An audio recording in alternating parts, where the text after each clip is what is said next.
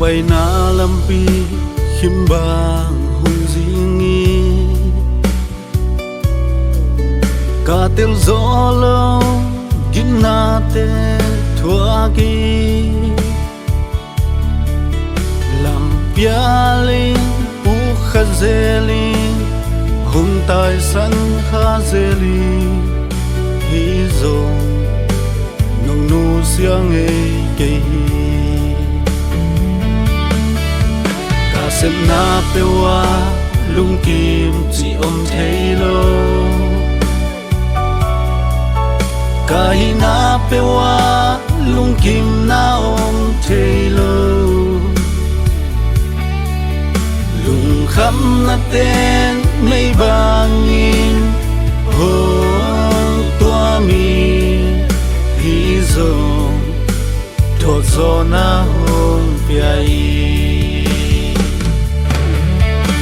lung kim om thei lo kan nun tang na lung mo cây leo nong i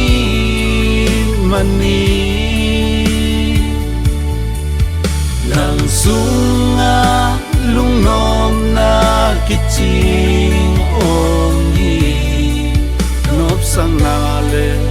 dai na hong piai na ang sunga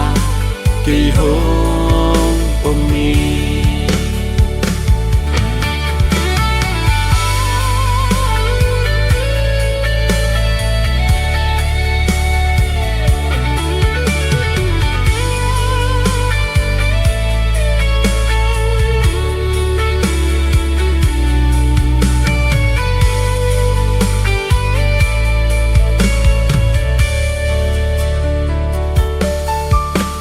sem na pe wa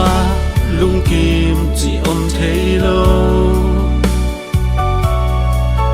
ka hi na pe wa lung kim na om thei lo lung kham na ten mây bangin ho tua mi hi zo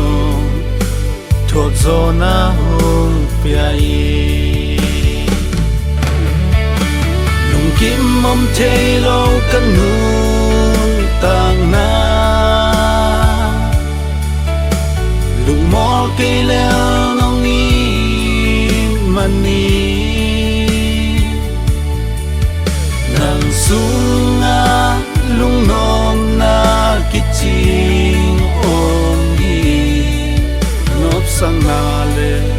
dai na hong piai ang sunga kay hong pomi kahina kempeo hong sang